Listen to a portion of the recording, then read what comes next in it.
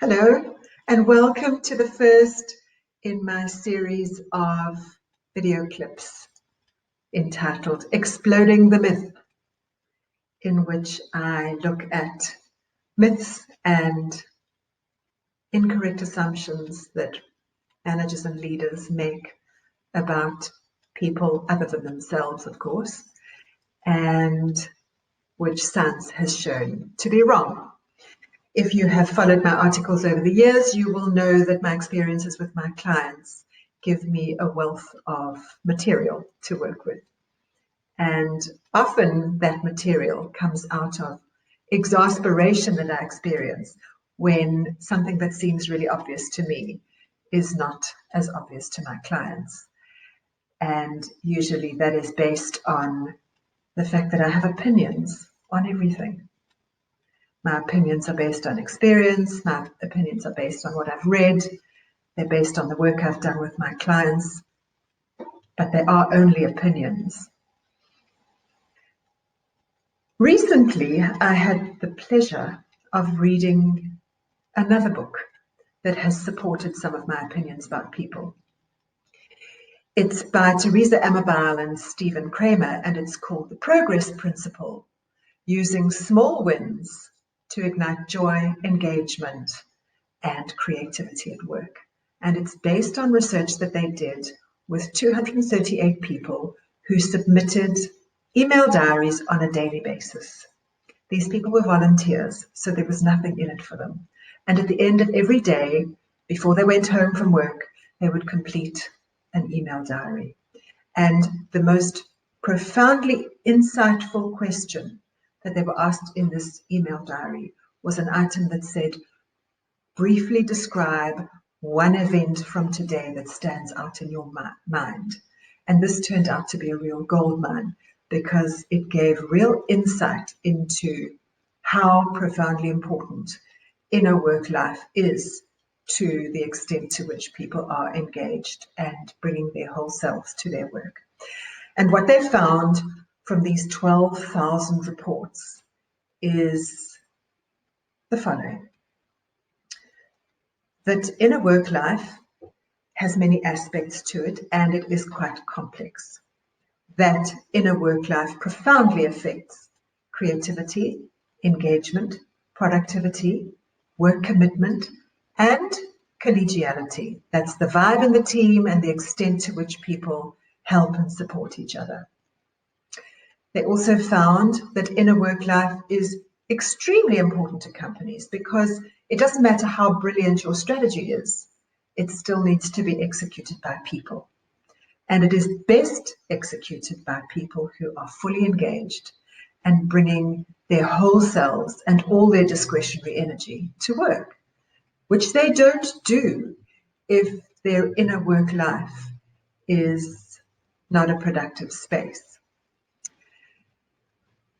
Inner work life is profoundly affected by events that occur during the day, and most profoundly affected by negative events. It matters very much to employees what goes on in their heads. So their research revealed 3 types of positive events. The first they call progress in meaningful work. So it's work that matters to the employee and they can see that they're moving forward. The second is catalysts. These are events that help to move a project forward. They create a sense of excitement. And the third is what we refer to as nourishers. These are positive interpersonal exchanges that support and affirm and make people feel good. The most important of these 3 factors was progress in meaningful work. They also found that there were 3 negative influences that inhibit or undermine inner work life. The first is setbacks in the work. And these are the disappointments that people experience when there are setbacks. Secondly would be inhibitors. These are obstacles to getting the job done. Things that companies do or leave in place and don't attend to that actually make it difficult to do the job. And the third is toxins. interpersonal exchanges that undermine the people doing the work. So what does this mean to us as leaders? First thing it means is happiness is very important. It really matters that people are engaged in their work. And they're most engaged in their work when they can see that they're making steady progress, achieving productivity targets, achieving their customer service targets, or meeting project milestones. This is why visual management systems are so powerful, because on a daily basis, people can see that they're making progress against objectives that matter to them. They experience the satisfaction of seeing the work move forward. And this is the most important aspect of inner work life. Secondly, it's important to leaders because it is our job to get the obstacles out of the way, to solve the problems, to ask the questions, answer the questions, and to make it as easy as possible for our team members to get the work done. If your people are struggling to get an answer from you, if they are sitting with unsolved problems, then you shouldn't be surprised when they disengage and give up. However, if they see you responding, if they see you taking action quickly, they'll be encouraged and energized to keep pushing forward.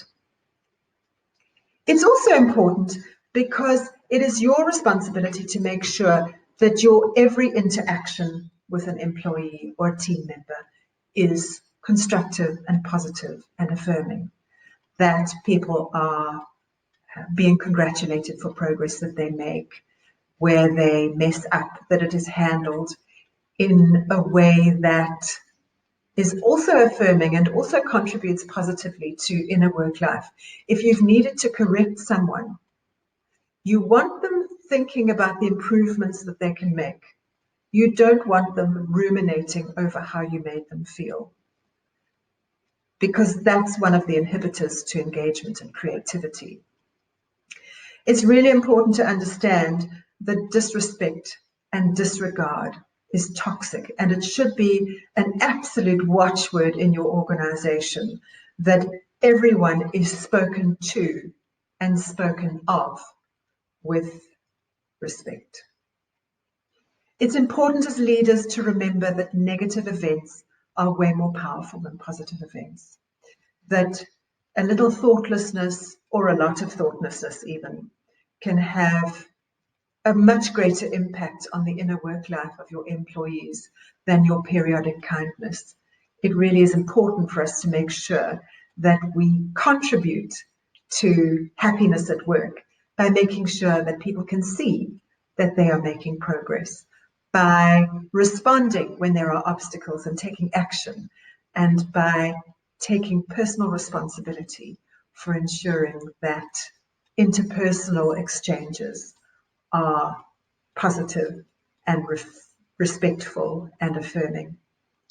I'm going to continue with a series of these clips, and I look forward to having you join me, and I look forward to receiving your comments on my opinions, because they are, after all, opinions, although they are backed up by science.